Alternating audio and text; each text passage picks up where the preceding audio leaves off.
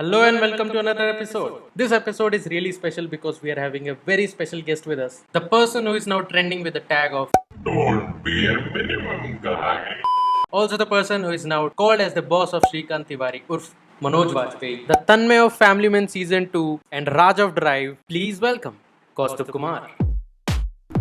तो यार चलो हम अपनी पॉडकास्ट शुरू करते हैं। और यार फर्स्ट क्वेश्चन यही है जो कि एक मास ऑडियंस को जानना है कि डोंट बी अ मिनिमम गाय, ये फेज आया कहाँ से और आइडिया किसका था? तो बेसिकली दीपांशु हुआ ये कि जो शो के क्रिएटर्स और मेकर्स हैं वो चाहते थे कि जो कॉर्पोरेट ऑफिस होता है या ओवरऑल कॉर्पोरेट सेटअप है उसका सो कॉल्ड, मैं स्पिरिट नहीं कहना चाहूंगा, बट जिस तरीके से एक जो कॉमन फीलिंग होती है उसको समराइज किया जा सके कि जैसे बॉसेस होते हैं वो अपने एम्प्लॉय से क्या क्या एक्सपेक्ट करते हैं। जिस तरीके से हम कॉलेज में या स्कूल में कहते हैं एक्स्ट्रा करिकुलर एक्टिविटीज, तो बॉसेस ये भी एक्सपेक्ट करते हैं कि सिर्फ जो डिलीवरेबल्स होते हैं उनको डिलीवर करना ही इनफ नहीं है, आपको सारी एक्टिविटीज में भी पार्टिसिपेट है, आपको 4 वाली एक्टिविटीज भी करनी है, आपको ये भी करना है, आपको अगर कभी काम पड़े तो वीकेंड पे भी आना है, आपको घर से भी काम करना है, आपको सब कुछ करना है। तो पॉइंट बीइंग कि आप जो मैक्सिमम दे सकते हैं उसके ऊपर का दीजिए। तो बॉटम लाइन तो यही बनता है उस पूरी चीज का कि डोंट बी अ मिनिमम गाय। अगर आप एक तरीके से देखें तो ये इंग्लिश भी गलत है, मिनिमम गाय का कोई सेंस नहीं बनता है, बट इसलिए वो चाहते थे कि तो कोकी सा हो जाए उस चीज में। तो इसीलिए मेकर्स ने सोचा कि यार चलो इसको इस तरीके से करते हैं, and they came up with this quirky tagline, and I think they are known for coming up with these quirky things throughout their work, चाहे स्त्री हो, चाहे गो गोवा गॉन हो, या पहले का फैमिली मैन हो। जैसे उसमें उन्होंने सिंपल सा एक लॉजिक दिया था पिछले वाले में, मंगलसूत्र छोड़। तो बिकॉज तब भी श्रीकांत को वो पता होता है कि यार अगर मैं बोलूंगा कि यार ये ऐसा भाग रहा है तो वो शायद वो लेडी उसकी हेल्प भी ना करे, बट जैसे ही उसने बोल दिया यार इसमें एक कनेक्ट आ गया, तो they wanted that kind of connect for office kind of setup कि जिससे सारे एम्प्लॉय सब लोग कनेक्ट कर पाए, बट वी डिडंट नो कि वो इस लेवल तक कनेक्ट करेंगे, but I am very glad that it worked out that. So right sir, तो मतलब फैमिली मैन सीजन 2 में वर्क करने के बाद, ऊपर से एक लेजेंड के साथ काम करने के बाद, मनोज वाजपेयी सर के साथ काम करने के बाद, how was your experience sir ये फैमिली मैन सीजन 2 में, जितना भी आपने उसमें रोल निभाया, और एक लेजेंड के साथ काम करके आपको कैसा लगा? अब यार क्या बताऊं यार, ये तो पूरा एक इंटरव्यू सिर्फ इसी पे लेना पड़ेगा, बट इसको शॉर्ट में बताने के लिए मैं बता सकता हूँ कि यार देखो सभी की तरह, specially I am my self, I am an engineer, तो मैंने भी इंजीनियरिंग के टाइम से लेके बहुत सारी मूवीज और बहुत सारा ये सब किया जो हम कॉमनली इंजीनियरिंग में करते हैं, राइट? तो मैंने तब से, आई थिंक मनोज सर की मैंने पहले से कोई भी एक फिल्म ऐसी नहीं है जो मैंने शायद ना देखी हो। तो कहने का मतलब उनके जो सारे कैरेक्टर्स हैं, मतलब जो जिसके लिए उनको नेशनल अवार्ड्स मिले हैं, जिसके लिए उनकी सब जगह पे तारीफ हुई है, से लेके जो शायद कम लोगों ने भी देखे होंगे, वो सब कैरेक्टर्स मैंने देखे। तो मैं तो उनका बहुत बहुत बड़ा फैन था। तो मैं जब सेट पे गया तो there was a constant conflict between an actor in me and a fan in me. तो फैन बोल रहा था कि बार बार चलो सर के साथ फोटो खिंचवानी है, सर के साथ ऐसा करना है, तो एक फैन की अपनी एक अलग वो चल रही थी, और एक्टर का अपना एक अलग चल रहा था कि नहीं, प्रोफेशनली रहना है, प्रॉपर्ली सब पहले काम खत्म करना है, ये करना है। बट फिर जैसे ही ब्रेक मिला बीच में, तब मैं सर को बोला कि सर आपके जो वसेपुर के सीन्स है वो हमने पता नहीं कितनी बार, मतलब हमारा एक पूरा व्हाट्सएप का ग्रुप है जिसके ऊपर सिर्फ वसेपुर की बातें होती है। तो I think I will be very glad अगर उसमें अनुराग कश्यप सर और अगर मनोज वाजपेयी सर और नवाज सर, अगर ये सब लोग पूरी कास्ट ही अगर ऐड हो जाए यार, तो there be nothing like it. But my point is कि मेरे जो इंजीनियरिंग वाले स्पेशली दोस्त है यार, उनके साथ मिलके मैं वसेपुर का, और वसेपुर तो सबसे पहले मीमीफाइड हो गया था। I think the first grand memefication was Wasseypur, कि गैंग्स ऑफ वसेपुर के कैरेक्टर्स को लोगों ने जिस तरीके से मीमीफाई किया, that was first of its kind in our country, I think. तो उसमें तो वो हम कॉन्स्टेंटली शेयर करते रहते हैं। तो हुआ ये कि मैं जब सर के साथ काम कर रहा था तो एज एन एक्टर तो सर ने इतना ज्यादा कंफर्टेबल कर दिया था, मतलब जेन्युइनली, कि जैसे हम थिएटर में होते हैं, थिएटर में बोला जाता है कि यार आपकी टीम होती है, पूरा सीन जो है वो एक टीम मिलके करती है। तो ये सेम माहौल सर ने मेक श्योर किया कि सेट पे भी हो। मुझे एज एन एक्टर तो कभी नर्वसनेस नहीं हुई सर के साथ, क्योंकि सर ने ऑलरेडी, मतलब रिहर्सल हो चाहे इम्प्रोवाइजेशन हो, या सर ने मुझे बोला था आप जैसे जो करना चाहते हैं आप आगे बढ़ के कीजिए, कोई दिक्कत नहीं है, आपके लिए पूरा खुला मैदान है, कोई दिक्कत नहीं है, मैं उस पर रिएक्ट करूंगा। तो काफी बार तो सर सीन को कंटिन्यू कर देते थे, मतलब राज सर और डीके सर कभी कभी कट बोलना वो नहीं होता था, तो सर के साथ सीन चलता रहता था कि टेबल टेनिस का मैच चल रहा है, टिक टॉक ऐसा करते हुए। तो काफी मजा आया यार, मतलब सर के साथ एज एन एक्टर एक एक्सपीरियंस अनोखा रहा, और एज अ फैन मेरा जो दिली तमन्ना थी, मेरा जो ख्वाब था यार, वो पूरा हुआ कि मैं सर के साथ एक फोटो खिंचवा पाया। तो मैं भी उतना ही बड़ा वो था, तो मुझे बड़ा मजा आया सर के साथ काम करने में। फोटो के अब तो आपने सीरीज ही बना दी पूरी सर के साथ। हाँ, तो सर के साथ वो करेक्ट, बड़ा मजा आया सर के साथ। ग्रेट यार, ग्रेट। और यार कौस्तुभ सर, आपने काफ़ी सारे और भी वर्क्स करे हैं, आप ड्राइव मूवी में भी फीचर हुए हो, तो बाकी सारे को स्टार्स के साथ सुशांत सिंह राजपूत, बमन ईरानी और पंकज त्रिपाठी जैसे स्टार्स के साथ भी आपने काम करा हुआ है, तो उनके साथ आपका क्या एक्सपीरियंस रहा था? यार एक्चुअली ड्राइव का एक्सपीरियंस मैं कहना चाहूंगा थोड़ा सा अलग था इस मामले में, बिकॉज फर्स्ट ऑफ ऑल मुझे लेट सुशांत सिंह राजपूत जो है उनके साथ काम करने का तो मौका नहीं मिल पाया यार, क्योंकि उनके और मेरे सीन्स काफी अलग थे, अलग सेटअप में थे, इनफैक्ट अलग लोकेशंस पे भी थे, तो मेरी और उनकी कभी बहुत ज्यादा कॉमन लोकेशन थी। तो मेरा जो ड्राइव का शूट था वो आई थिंक यहाँ पे जो IIT बॉम्बे है वहाँ पे पवई के पास में कांजुरमार्ग करके जगह है, तो उसके आसपास हमारा ड्राइव का शूट हुआ था। तो वहां पे मैं जब मेरा मतलब शेड्यूलिंग होता था तब मैं अनफॉर्चुनेटली नहीं मिल पाया उनसे, और मुझे दुख रहेगा इस बात का पूरी जिंदगी। बट हाँ, जैसे पंकज सर है या बमन सर है या विभा मैम है, जिनके साथ मेरे मेजरली थे, उनके साथ मुझे काम करके बड़ा मजा आया, क्योंकि वो सबकी जो काम करने की मेथड थी वो बहुत ही अलग थी, और वो तीनों भी एक तरीके से अपने अपने मेथड के मतलब अपने अपने मेथड के किंग क्वीन है बेसिकली एक तरीके से। तो जैसे पंकज सर है, पंकज सर का बहुत ही स्पॉन्टेनियस और इम्प्रोवाइजेशन वाला मामला होता है। पंकज सर बहुत ज्यादा रिहर्सल मतलब पढ़ लेंगे, कर लेंगे, बट वो सीन में जाके कुछ अलग ही करेंगे, और उनके साथ वो काम करने में बड़ा मजा आता है। तो उनका बहुत ही स्पॉन्टेनियस और इम्प्रोवाइजेशन वाला काम होता है। बमन सर वो है जो हमें पूरे बैठा के ऐसा थिएटर में सर्कल में बिठा के प्रॉपर एक चेयर्स लगा के सब करके रिहर्सल करवा रहे होते थे जब भी कैमरा सेट हो रहा होता, तो उनके साथ एक अलग ही एक्सपीरियंस होता था। विभा मैम जो है, विभा मैम के साथ एक अलग ही एक्सपीरियंस था, क्योंकि विभा मैम के साथ मुझे कुछ चीजें इम्प्रोवाइज करने दी गई थी, हालांकि वो बाद में थोड़ी सी एडिट हो गई, लेकिन उनके साथ भी करके मुझे बड़ा मजा आया। तो मतलब मैं 3 अलग अलग तरीके के जो एक्टर्स थे उनके साथ एक साथ काम करने का, एक सीन में काम करने का जो मौका था, वो मेरे लिए एक मतलब आप बोल सकते हैं कि एक्टिंग स्कूल था यार, कि 3 अलग थॉट प्रोसेस के है, बट एक मतलब एक्टिंग स्कूल आपको साथ में सीखने मिल रहा है एक ही सेट पे। तो I was very fortunate in that sense. Yes, great यार, ग्रेट। हाँ यार, सुशांत से जो मिलने की बात थी नहीं हो पाई यार, वो मतलब काफी दुख होता है उस चीज का आज भी ये जान के। तो मैं चाहता था कि मेरे कुछ सीन्स उनके साथ हो, या एटलीस्ट मुझे मिलने का मौका मिल जाए, पर अनफॉर्चुनेटली ऐसा नहीं हो पाया। कोई बात नहीं। तो सर, फैमिली मैन सीजन 2 में जो आपका रोल है वो है मनोज वाजपेयी को बेसिकली अनॉय करने का, थोड़ा पोक करने का। तो बीइंग अ बॉस आपको मतलब उस सीन में आपको कहीं ऐसा डर लग रहा था अंदर से कि यार मैं एक लेजेंड के साथ मतलब ऐसे बात करूंगा या उसके साथ ऐसी एक्टिंग करूंगा, तो कहीं ना कहीं आपको थोड़ा ऐसा था, फियर था अंदर से कि मतलब मनोज वाजपेयी सर के साथ मैं मतलब उनको अनॉय करने जा रहा हूँ, उनको पोक कर रहा हूँ, तो ऐसा कुछ था आपके माइंड में जब आप सीन कर रहे थे उस टाइम? नहीं यार, नहीं, वैसा नहीं आया। इनफैक्ट मैं तो ये कहना चाहूंगा कि एज एन एक्टर भी नहीं था और एज अ कैरेक्टर भी नहीं, बिकॉज मैं तो ये समझता हूँ कि देखो कैसा होता है ना, चाहे आप कॉमेडी कर रहे हो या चाहे मतलब आप कॉमेडी बोल के तो नहीं करते, आप एक्टिंग ही करते। Comedy is I think the highest form of acting. You know, that's why we consider Charlie Chaplin is one of the greatest, not one of the greatest actor humanity has ever seen. So now my point is कि कैसे होता है ना, आप character को उसी शिद्दत से करते हो, आप कैरेक्टर को उसी डेडिकेशन के साथ करते हो कि यार ये कैरेक्टर की अपनी एक दुनिया है।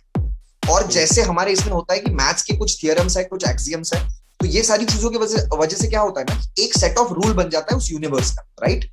सो जो फिजिक्स भी होता है, फिजिक्स में बाद में बहुत कुछ पता चला है कि नहीं यार इस लॉ का एक्सेप्शन है, but for the frame of that thing आप वो लॉ बना लेते हो, राइट? जो आपके न्यूटन के रूल्स है या आर्किमिडीज प्रिंसिपल है या हाइजेनबर्ग्स अनसर्टेनिटी प्रिंसिपल है, ये जो सब कुछ बना है उसने उसको एक दुनिया बनाई है फिजिक्स की, राइट?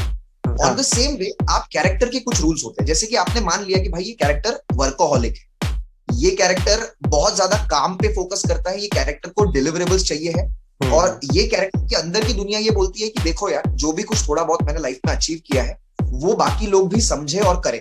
तो आप तो इसी अंडरस्टैंडिंग के साथ कैरेक्टर को करते हो। अब सिचुएशन में जाके अगर वो कॉमिक बन जाता है तो then that is credit to the writers, that is not an actors job. Actors job कि भाई मैं जाके मुझे जो कैरेक्टर दिया गया मैं कन्विक्शन के साथ कर दूं। मैं उस वक्त ये नहीं सोच रहा होता कि ये कैरेक्टर सही कर रहा है गलत कर रहा है, बिकॉज कैरेक्टर के पर्सपेक्टिव से वो सही होता है। आप अगर जाओगे तो हर किसी की अपनी एक साइकोलॉजी होती है, वो भी चाहता है कि यार लोग ऑफिस में टाइम वेस्ट ना करे, वो भी चाहता है। तो the point was not to annoy Shrikant. हो सकता है ये कैरेक्टर बहुत सारे एम्प्लॉयज के साथ ऐसे करता हूँ, कि उनपे अचानक से प्रकट हो जाता हो, अचानक से उनको जाके इस तरीके का पेप टॉक देता हो, पेप टॉक में इतना ज्यादा मोटिवेट करने के लिए थोड़ा ड्रामेटिक हो जाता हो। तो हो सकता है ये सारे काम वो करता हो क्योंकि उसे भी अपना कंट्रोल एस्टेब्लिश करना है, उसे भी ये बताना है कि देखो यार मैं थोड़ा लिख पढ़ के कुछ करके आया हूँ, मैं 27-28 हूँ, और पर उसको पीपल हैंडल करने का स्किल नहीं, अगर बाहर से आप एज ए थर्ड पर्सन देखें तो। लेकिन वो समझता है कि वो दिन ब दिन उस स्किल को इम्प्रूव कर रहे हैं, तो वो इसलिए ऐसे गिमिक्स ट्राई करते रहते हैं। तो मतलब जैसा आपने क्वेश्चन पूछा, मतलब सर को अनॉय करना या श्रीकांत को तन्मय अनॉय करेगा, ऐसा कभी ब्रीफ नहीं था। ब्रीफ यही था कि तन्मय अपने ऑफिस का बॉस है और उसको अपने ऑफिस में जो कुछ हो रहा है उस पर कड़ी नजर रखनी है और ध्यान देना है कि कौन सा एम्प्लॉय कब क्या करे। तो मैंने उसी मोटिवेशन के साथ गया। बाद में जैसे सीन बन गया वो तो अब राइटर्स के ऊपर, तो लाइक दैट। Great great. तो यार नेक्स्ट क्वेश्चन काफ़ी सही होने वाला है, क्योंकि आप ये बताओ कि आपने अपनी इंजीनियरिंग लाइफ या फिर पूरी स्टूडेंट लाइफ कुछ ऐसे लेसन जो आप आज भी अपनी लाइफ में इम्प्लीमेंट करते हो, कि कुछ ऐसे लेसन जो दे गया स्टूडेंट लाइफ आपको? बड़ा इंटरेस्टिंग क्वेश्चन पूछा यार आपने, और आप मतलब आपका हक भी बनता है यार, क्योंकि आप लोग भी अभी इंजीनियरिंग कर रहे हैं। वैसे आप लोगों की ब्रांचेस क्या है? मेरी इलेक्ट्रॉनिक्स है और दीपांशु और मैं डीयू में कॉमर्स। मैं कॉमर्स स्टूडेंट हूँ। नहीं तो मैंने बेसिकली अपना ये किया है, इंफॉर्मेशन टेक्नोलॉजी, आईटी करके ब्रांच होती थी, बट हमारे पास यहाँ पे एक कंप्यूटर इंजीनियरिंग थी और एक आईटी थी, तो हम आईटी को ही लगभग कंप्यूटर साइंस बोलते थे। तो नाउ द पॉइंट इज कि कैसे होता है ना, इंजीनियरिंग के टाइम पे स्पेशली इंजीनियरिंग जब मैं कर रहा था तब मेरी बहुत ज्यादा दिलचस्पी थिएटर में थी। तो मैं इंजीनियरिंग के साथ साथ काफी सारे थिएटर प्लेस, उनकी रिहर्सल्स या कुछ चीजों के ऑडिशंस होते थे, ये काफी कुछ करता था। तो आई थिंक एक लेसन, मैं मतलब एडवाइस नहीं कर रहा हूँ, बट मैं एक लेसन के बारे में तो डेफिनेटली बताना चाहूंगा कि इंजीनियरिंग ने यार मुझे टाइम मैनेजमेंट सिखाया। क्योंकि आपको किस तरीके से आपको जाके सबमिशन करनी है, आपको सारी वो फाइल्स बनानी है, आपको क्या करना है, बहुत लोड आता है। यूजुअली हम इंजीनियर्स करते ही ऐसा है कि हम पूरा 6 महीने में से 4 महीना टाइम वेस्ट करते हैं, और फिर जाके लास्ट के 2 महीने हमको पता चलता है कि अरे अब ये वाइवा का डेट है, ये इसका डेट है। और हमारे यहाँ पे तो मुंबई यूनिवर्सिटी में जो एग्जाम होता है वो भी 1-1.5 महीना चलता है, तो that used to just go on. तो ऐसा लगता था एग्जाम तो खत्म ही नहीं हो रहा है। तो मैंने तो एग्जाम के बीच के दिनों का भी प्लानिंग किया था कि यार इसमें मैं कोई एक्टिंग वर्कशॉप अटेंड कर सकता हूँ क्या, मैं क्या कर सकता हूँ, ये सब्जेक्ट को मैं, अभी मैंने एक्चुअली बोलना नहीं चाहिए, बट ये सब्जेक्ट को मैं कितने मिनिमम एफर्ट्स में खत्म कर सकता हूँ। Just like Shrikant wanted to do in office, I am like कि मुझे इंजीनियरिंग करना है क्योंकि मुझे केटी वेटी लगा के ये करके वापस रिपीट नहीं करना है कोई भी चीज। हर इंजीनियर की पहली बार में पास होना है। अरे तो मैंने ये कर दिया कि पहली बार में पास होना है, और ये मेरा सबसे बड़ा वो था। तो इसीलिए क्या हुआ ना, लेकिन मेरे को टाइम मैनेजमेंट का बहुत ध्यान रखना पड़ा, क्योंकि आपकी थिएटर की रिहर्सल्स होती थी, कभी कभी कोई किसी चीज का छोटा मोटा शूट निकल आता था, या जो थिएटर के जैसे डायरेक्टर्स होते थे, जो मेरे सबसे पहले डायरेक्टर्स रह चुके, वो बड़े स्ट्रिक्ट होते थे। तो अगर उनके रिहर्सल पे आप 30 सेकंड्स अगर लेट हो तो आपको बिठा के रखते थे या आपको एंट्री नहीं देते। तो मैंने ऐसे भी डायरेक्टर किया का जो, और क्या होता था ना, ये करने की वजह से मुझे ये भी रियलाइज हुआ कि अगर आप ऑक्यूपाइड रहते हैं तो आपके दिमाग में क्रिएटिविटी ये सब चल रहा होता है, आपको लग रहा होता है कि ये बहुत ज्यादा मेहनत हो रही है, बट साइमल्टेनियसली उसमें मजा। तो ये जो 2-3 चीजें हैं, ये मुझे इंजीनियरिंग के टाइम मिली, और इसीलिए मुझे लगता है कि डेफिनेटली मेरी कैपेसिटी काफी इंक्रीज कर दी कि मैं साइमल्टेनियसली मल्टीटास्क कर पाऊं। तो ये 2 चीजें मुझे इंजीनियरिंग ने दी है, टाइम मैनेजमेंट और मल्टीटास्किंग। तो काफी ग्रेटफुल यार मेरे इंजीनियरिंग के टीचर्स का भी और वो टाइम के डायरेक्टर्स का भी, कि वो वक्त मुझे बात सीखने में। ग्रेट, बहुत से इंजीनियर से इससे रिलेट कर पाएंगे। तो सर हाँ, नेक्स्ट क्वेश्चन की तरफ बढ़ते हैं कि फैमिली मैन सीजन 2 में तन्मय का रोल आपको कैसे मिला?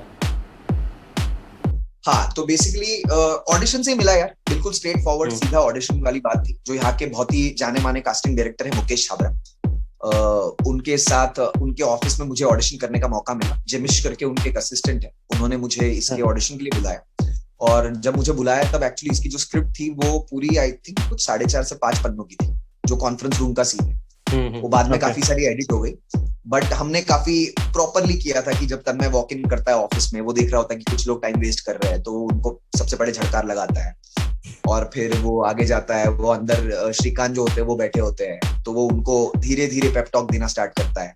फिर वो पेप टॉक में भी काफी सारी अलग अलग चीजें थी, फिर वो मिनिमम गाय पे उसका एंड होता है वगैरह सब। तो ये जो पूरा था, ये पूरा का पूरा जो सीन था, ये हमने 1 टेक में शूट किया। और मुझे जो वो असिस्ट जिमिश जो थे, उन्होंने मुझे पहले से बोला था कि आप ये सीन पूरा करके आएंगे और इसको हम 1 टेक में ही शूट करें। तो मैंने उनको कहा था कि मुझे बस 1 दिन का वक्त दीजिए, मतलब लाइंस तो याद हो जाती है, खैर सिंस तुमने बोला इंजीनियर जैसा करते हैं, हमको एक रात में वो पूरा करने की आदत एग्जाम की पढ़ाई।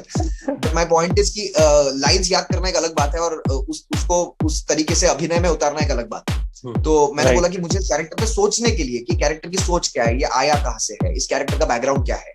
तो मैंने भी बैकग्राउंड ये बनाया था कि engineer turned MBA turned CEO है बेसिकली एक तरीके से, और इसने आई थिंक XLRI हो या IIM हो या कहीं से तो एक MBA वगैरह उसने किया होगा, और ये उसका एटलीस्ट मतलब इतना तो उसका मिनिमम बैकग्राउंड होगा कि जिस तरीके से वो अपनी अचीवमेंट गिना रहा है, because IIM is considered a big achievement. IIM is one of the most recognized institute in our nation, I think across the globe. तो ये मैंने थोड़ा सा बैक स्टोरी उस कैरेक्टर का बनाया था कि यार ऐसा करके आप कैसे ये जा सकते हैं। तो इस चीज के लिए मैंने वक्त लिया, लेकिन जब हम वहां गए तो मुझे ऑडिशन करने में बड़ा मजा आया, क्योंकि फिर हमने ये एक बार एक पूरे मूड में किया, फिर दूसरी बार जाके थोड़ा सा हार्श हो जाता है उस मूड में किया, तीसरी बार थोड़ा इस चीज को कैजुअली कैसे कर सकते हैं वो किया। हो सकता है वो फाइनल इसमें शायद ना दिखे, लेकिन ये वेरिएशंस की वजह से जो डायरेक्टर्स होते हैं या कास्टिंग डायरेक्टर्स होते हैं उनको पता चल जाता है कि यार इसमें कुछ चेंज करना हो, कुछ करना हो तो actor will be able to do it. तो इस तरीके से अलग अलग 2-3 टेक हुए थे शायद, जहां तक मुझे याद है, बट सारे कंटिन्यूअस हुए और हमें करने में बड़ा मजा आया। कॉन्टिन्यूस में कोई दिक्कत नहीं आई कि यार एक ही बारी में पूरा सीन हमें शूट करना पड़ा? नहीं यार, एक्चुअली उसमें मजा आता है बिकॉज मेरा जो बैकग्राउंड है वो थिएटर का है, and theatre is basically a one take medium. उसमें तो कोई टेक आपको मिलता नहीं, उसमें अगर आपको चाहे खांसी आ जाए, चाहे कुछ हो जाए, चाहे सडनली आपका को एक्टर गिर जाए, आप फिसल जाए, कुछ हो जाए, तो आपको मैनेज करना होता है, यू नो। आप ये नहीं बोल सकते कि यार मैं जाके रीटेक करूंगा इसे। तो इस थिएटर की वजह से काफी आदत हो जाती है, तो वो टेंशन नहीं रहती, आप कर लेते। हाँ, तो सर आपने बताया कि आप कॉलेज लाइफ से ही थोड़ा थिएटर की तरफ निकल गए थे, ठीक है ना? तो फिर आप ये बताओ कि आपने स्टार्टिंग एज एन एक्टर कब सोचा कि यार एक्टर बनते हैं और ऐसा ऐसा कुछ करेंगे? तो वो स्टार्ट कैसा रहा था कि कब, कहाँ से?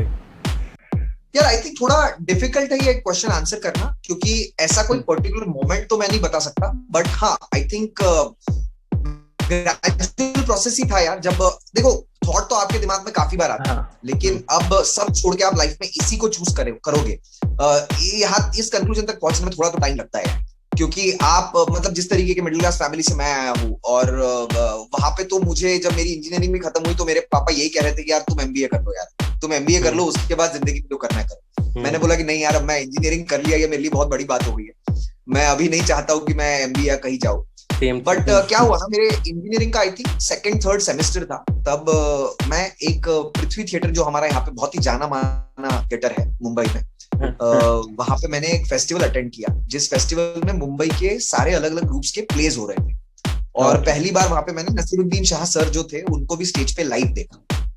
तो तब मुझे वो एक मोमेंट पक्का याद रहेगा कि गूज़बम्स वाला मोमेंट था यार, कि जिस इंसान को आप इतने सालों से स्क्रीन पे और इस पे देख रहे हैं, और वो भी नसीरुद्दीन शाह सर के कैलिबर का इंसान, तो ये देखना मेरे लिए बड़ा ही मतलब अद्भुत क्षण कह सकते हैं आप उसे।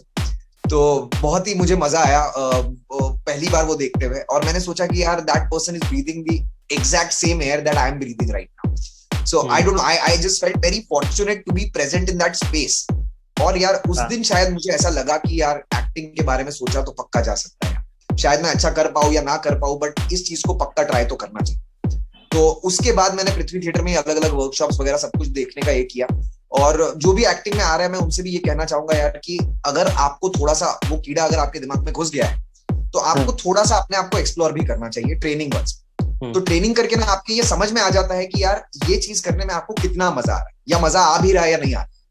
तो बहुत सारे लोग जब मुझे पूछते हैं ना कि what is the way to get into web series और डू दिस और डू दैट, और सर हमको ऐड दिला दो या हमको कुछ कर दो, वो सबसे मैं यही कहना चाहूंगा कि अगर आप इस चीज को सीरियसली करना चाहते हैं तो एक बार ट्रेनिंग जरूर करके देखिए। सो टू आंसर योर क्वेश्चन, जैसे जैसे मैंने ट्रेनिंग करना स्टार्ट की, फिर मुझे रियलाइज हुआ कि जो नसीरुद्दीन शाह सर को देख के जो मेरे मन में आया था वो मोमेंट, वो एक्चुअली सच था, और मैं इस चीज में डेफिनेटली कंटिन्यू करना चाहता हूँ। तो ये मुझे धीरे धीरे रियलाइजेशन हुआ, और फिर 2-4 ऐसे 5 वर्कशॉप करने के बाद फिर मुझे आप कह सकते हैं एक तरीके से लत लगी एक्टिंग का जो कीड़ा है उसको पूरे तरीके से संवारने की, और उसके साथ आगे बढ़ने की, और चाहे लाइफ में जो भी हो जाए एक्टिंग करने का। फिर मेरा धीरे धीरे वो जो है वो मतलब रेजोल्यूशन कॉन्क्रीट होता है। ग्रेट। सर तो नेक्स्ट क्वेश्चन ये पूछना चाहूँगा कि फैमिली मैन सीज़न 2 में आपको इतना प्यार मिला है सबसे, इतने हाँ मतलब बहुत सपोर्ट मिल रहा है आपको हर जगह से, तो मतलब लाइफ कितनी चेंज हुई है फैमिली मैन सीज़न 2 के बाद आपकी प्रोफेशनली? यार बहुत, हाँ बहुत बहुत प्रोफेशनली तो बहुत चेंज हुई है लाइफ। मतलब क्या होता है ना, पहले तो इंटरनली होता है यार कि आप जो काम कर रहे होते हैं इतने सालों से, उसका आपको फाइनली एक कॉन्फिडेंस मिलता है कि यार आप एटलीस्ट आपको ये एक भरोसा मिलता है अंदर से कि you are on the right track. चाहे मतलब मंजिल नाम की तो देखो कोई चीज होती नहीं है यार, क्योंकि अगर आप हर मोमेंट एंजॉय नहीं करोगे तो मंजिल का कोई सेंस नहीं बनता है बेसिकली। मंजिल क्या है ना, मतलब आप अगर एक टारगेट अचीव करोगे तो आपका आगे दूसरा होगा, तीसरा होगा, चौथा होगा। तो for me it doesn't make sense, for me it make sense कि यार मैं काम कर रहा हूँ, मुझे उसमें मजा आ रहा है। तो मजा तो मुझे पहले से आ रहा था, लेकिन जब ऑडियंस का इस तरीके से प्यार मिलता है और ऑडियंस का एक्सेप्टेंस मिलता है, तो वो एक्सेप्टेंस आई फील एक एक्टर के लिए बहुत जरूरी होता है।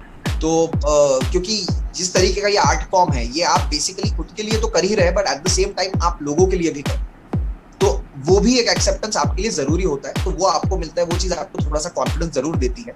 बट हाँ, एट द सेम टाइम मेरी पर्सनल लाइफ में कुछ बहुत ज्यादा चेंज नहीं हुआ है। मेरे दोस्त, मेरी फैमिली, ये मेरी हर चीज में उतनी ही हेल्प करते हैं। मेरे प्रॉब्लम्स भी बिल्कुल सेम है, मेरे जो अचीवमेंट्स मेरे फैमिली के लिए वो जिस तरीके से उसको देखते हैं वो भी आज बिल्कुल वैसे ही देखते हैं। और जो आपके रूट्स होते हैं यार, ये वक्त जब रूट्स आपको फाइनली बोलते हैं कि नहीं यार आप जैसे मेरे होम टाउन के लोग हैं या मेरे जो घर वाले लोग हैं, वो आपको कॉन्फिडेंस देते हैं, तो आपको और भी अच्छा फील होता है कि यार फाइनली यू नो आपको वो भी एक अंदर से कैसे कहूँ मैं, खुशी मिलती है बेसिकली। तो वो बिल्कुल सेम है।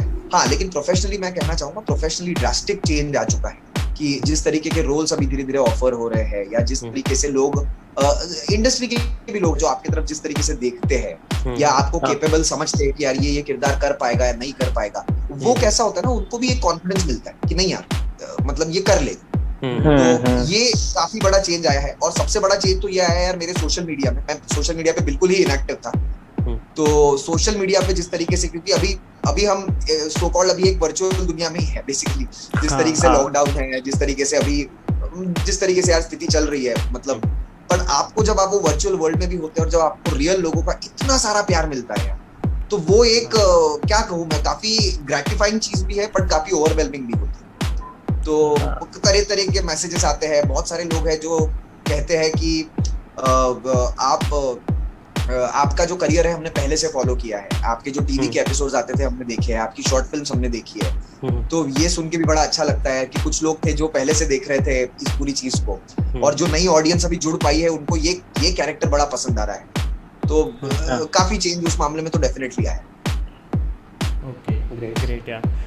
तो फिर हमें लोगों से तो प्यार मिला ही मिला है, पर बहुत सारा प्यार हमें मीम पेजेस से भी मिला है। मीम पेजेस वो एक अलग वो है यार। तो I think you guys will be able to tell that better, because यार मेरे लिए तो बहुत सरियल एक्सपीरियंस है। मतलब मीम्स मैंने यूज किए, वैसे मुझे नहीं पता था कभी मेरा चेहरा लोग इस तरीके से वो कर देंगे। तो फिर मतलब कि मीम भी उसी पे बनता है जिससे ना लोग बहुत ज़्यादा बॉन्ड कर जाते हैं, फिर चलता ही वही है, ठीक है ना। तो फिर आप किस तरह से हैंडल करते हो यार मीम्स? नहीं यार, उसमें हैंडल नहीं करना, मैं एक तरीके का अप्रिसिएशन ही समझता हूँ यार। ऑब्वियसली वो उनका एडमिरेशन भी है। और कैसा होता है ना, जैसे I don't know how to exactly define the meme, but for me, I think meme एक ऐसा जोक होता है जिसमें कॉन्टेक्स्ट कॉमन होता है, लेकिन वो कुछ पर्टिकुलर ग्रुप ऑफ पीपल को ही अपने बीच में समझ आए। तो इसके वजह से क्या होता है ना, एक जो कॉमन कॉन्टेक्स्ट है वो तो तन्मय हो गया, श्रीकांत हो गया या जेके हो गया यार। जेके पे भी बहुत सारे जिस तरीके के मीम्स, या मतलब हर कोई character I think family man season 2 का तो होता ये है दैट फैमिली मैन सीजन 2 के कैरेक्टर पे भी मीम्स बन रहे हैं। Exactly, yes. तो हो ये रहा है कि जो फैमिली मैन सीजन 2 के चल्लम सर सबसे बड़े आई फील, मतलब वो तो गुरु है हमारे मीम्स के बारे में। तो हो ये रहा है कि कॉमन कॉन्टेक्स्ट वो तो आ गया, लेकिन मुझे ये देख के बड़ा आश्चर्य होता है कि जो हर एक टाइप की इंडस्ट्री है, चाहे डेंटिस्ट हो उनके अपने जोक्स हैं, वो भी ये कॉमन कॉन्टेक्स्ट से होते हैं। चाहे लॉयर्स है उनके अपने जोक्स हैं, चाहे मतलब अक्रॉस दी इंडस्ट्री स्टूडेंट्स है उनके अपने जोक्स है, जो एल्डर्स होंगे उनके अपने जोक्स है। पर ये सारे जोक्स को एक कॉमन कॉन्टेक्स्ट मिल जाता है जिसके थ्रू वो कोई भी उस तरीके से उसको यूज कर सकता है, यू नो। तो ये मेरे लिए बड़ी वो बात हो रही है पहली बार ये ऑब्जर्व करना कि यार meme is basically that breaks barriers, you know, that is used across the, उसमें कोई हायरार्की नहीं है, उसमें कोई अमीरी गरीबी का कोई वो नहीं है, उसमें मतलब एक तरीके से मुझे लगता है it's a common unifier I feel. So I am very grateful that I am part of that common unifier, you know, which unites people in some way or the other. That is the way I look at it. And मेरे माँ बाप को थोड़ा वो हो रहा था कि जो मेरे पेरेंट्स है वो समझ रहे थे कि यार ये क्या हो रहा है और इसका बार बार स्लैप खाने वाला सीन क्यों शेयर किया जा रहा है। तो मैंने उनको समझाया कि देखिए ये ऐसा ऐसे होता है, मीम का ये ऐसे कल्चर है वगैरह। तो अब उनको काफी मजा आता है, वो मुझे और ज्यादा मीम्स फॉरवर्ड करते हैं उनके तरफ से। अलग बात अभी हो गई है। ग्रेट यार, काफ़ी अच्छे Great, थॉट्स हैं। sir. तो सर एक लास्ट क्वेश्चन हमारे पास है कि जो भी नए मतलब कोई स्टूडेंट है, कोई मतलब कोई कोई जॉब कर रहा है या कोई 19-20 ईयर्स का कोई लड़का है और लड़की है, तो इफ़ और ही शी वांट्स कि यार मुझे भी एक्टर बनना है, तो उनके लिए आपका क्या मैसेज रहेगा? क्योंकि हमें पता है कि कितनी डिफ़िकल्टीज़ होती हैं नए एक्टर्स को रोल पाने के लिए। तो उनके लिए आपका क्या मैसेज रहेगा कि मतलब उन्हें क्या करना चाहिए मतलब उस लेवल को अचीव करने के लिए जिस लेवल पे आप हैं? यार एक्चुअली ना मैं कोई मैसेज नहीं देना चाहूंगा, बिकॉज यार थोड़ा मुझे ऑनेस्टली हैवी लगता है मैसेज वर्ड, और बहुत ही मुझे मेरे बाल भी अभी ब्लैक है यार, तो ऐसा प्लीज मत करो। तो मैसेज की कोई बात नहीं यार, मैं तो सिर्फ मतलब दोस्तों से जैसी बात करते हैं, मैं एक ही बात कह सकता हूँ यार कि मैं अपना एक्सपीरियंस शेयर कर सकता हूँ बेसिकली। मैं तो ये कहना चाहूंगा कि जिनको भी एक्टिंग में आना है, तो जैसा मैंने पहले बोला कि it's very important to get train. I feel अगर आपको यहाँ पे लॉन्ग टर्म तक आपको अगर वेरिड कैरेक्टर्स अगर करने हैं, आपको अगर जेन्युइनली एक्टिंग की क्राफ्ट से प्यार है या नहीं आपको पता करना है, तो I think training is first thing. Where go for any workshop, I don't mind. मैं ये नहीं कह रहा हूँ कि ये टीचर अच्छे है, वो टीचर अच्छे नहीं है, वो ऐसा है वैसा है, वो सब झमेले में मत ही पड़ो। सिर्फ इतना पता करो कि यार किसी भी ट्रेनिंग की जगह पे आप चले जाइए, और 2-3 शायद अलग अलग टाइप की ट्रेनिंग होगी, वो आप करके देखिए, चाहे कोई 5 दिन की वर्कशॉप होगी, 7 दिन की होगी, 10 दिन की होगी, जैसा भी आपका वो करता है। और एक बार आप देखिए कि वो एक्टिंग की एक्सरसाइजेस वगैरह में आपको कितना मजा आ रहा है। That is first. सेकेंड, मैं कैसे बताऊं, मुझे ना यार एक्चुअली ये स्ट्रगल नाम का जो वर्ड है ना, इससे थोड़ी सी कभी कभी प्रॉब्लम हो जाती है। मुझे ऐसा लगता है कि यार क्या होता है ना, स्ट्रगल करके आप इस चीज को ना बहुत मतलब मैं ये नहीं कह रहा हूँ, मैं पहली बात तो यह बात समझिए कि स्ट्रगल के 2 कॉनोटेशन है। पहला जो कॉनोटेशन है वो ये है कि हाँ जेन्युइनली आपको लाइफ में हर चीज के लिए स्ट्रगल करना पड़ता है, उसमें कोई डाउट नहीं है, और ना ही मैं किसी के स्ट्रगल को कम कह रहा हूँ या मैं वो नहीं कहना चाहता। लेकिन कभी कभी क्या होता है, कुछ लोग, सब नहीं, कुछ लोग स्ट्रगल इस वर्ड का ना थोड़ा सा मिसयूज करते हैं। वो ये समझते हैं कि यार स्ट्रगल मतलब ही ये सब कुछ होता है। मैं ये समझता हूँ कि जैसा मैंने बताया कि इंजीनियरिंग के टाइम मुझे बहुत मेहनत करनी पड़ी, टाइम मुझे मैनेज करना पड़ा, लेकिन इन चीजों को कभी भी मैंने स्ट्रगल के जैसा नहीं देखा है। क्योंकि आपको अगर वो काम करने में मजा आ रहा है ना, तो इट्स लाइक आप ये नहीं कहते हो कि मम्मी आज मैंने 5 घंटा क्रिकेट खेली, that it never works out like that. Mummy आज मैंने 10 घंटा काउंटर स्ट्राइक खेली या फीफा खेल लिया 15 घंटा, आप ऐसा नहीं बोलोगे, क्योंकि आपको काम करने में मजा आ। So it was the same for me with acting कि यार ठीक है, आप सेट पे डबल शिफ्ट कर लीजिए यार, कोई प्रॉब्लम, आप सेट पे 20 घंटा काम करवा लीजिए। मुझे तो कैमरा के सामने एक्टिंग करने मिल रही जो मेरा बचपन से ख्वाब था। तो आपको अगर ऐसा लगता है कि यार ये आपके लिए फन एक्टिविटी है, या ये आपके लिए बेसिकली यही आपके लिए वेकेशन है, तो फिर स्ट्रगल की कोई बात रह नहीं जाती। आई थिंक ये सेम चीज जहां तक मुझे याद आता है नवाज भाई ने भी कही है, और नवाज भाई भी कहते हैं कि यार नवाज भाई ने तो मतलब कितना लंबा संघर्ष किया होगा यार। और नवाज भाई जैसे मेरे one of the my idols, कि जहां से नवाज भाई आए हैं, जहां से बढ़े हैं, जहां से आगे गए हैं यार, ये सब करने के बाद भी वो बोलते हैं मुझे ये सब कुछ काम करने में मजा आ रहा था, और मैं हक्का बक्का रह जाता हूँ। तो मुझे ये लगता है कि आपके दिमाग में भी ना अगर कुछ कॉन्सेप्ट क्लियर है कि यार ये काम करने में आपको मजा आता है, तो आपको वो संघर्ष नहीं लगेगा। और अगर आप देखा जाए तो संघर्ष तो दुनिया की हर चीज में है। आपको फ्लैट खरीदना है तो एक संघर्ष है, आपको जॉब चाहिए तो एक संघर्ष है, इंजीनियरिंग के पेपर पास करने तो एक संघर्ष है। तो मैं कहता हूँ अगर आप उसके मजे लेना चालू करेंगे, उसको एक ह्यूमरस नजर से देखोगे, तो आई थिंक ये हो जाएगा। हैविंग सेड दिस, ऑब्वियसली जो लोगों ने स्ट्रगल किया है, जो लोग उस वर्ड को सही मायनों में यूज करते हैं, मैं उनके अगेंस्ट नहीं, इस वर्ड के अगेंस्ट नहीं, लेकिन हाँ मतलब मैं इसके कॉनोटेशन के साथ हूँ कि इसका करेक्ट कॉनोटेशन आपके दिमाग में होना चाहिए, तो आपको उस चीज से कभी परिश्रम लगेगा। ये मेरा कहने का मतलब। ग्रेट यार, ग्रेट। सो यार थैंक्स यार कौस्तुभ सर, हमारे साथ फीचर होने के लिए हमारी पॉडकास्ट पे। काफ़ी अच्छी पॉडकास्ट, बहुत ही मजा आया सर आपके साथ बात करने में।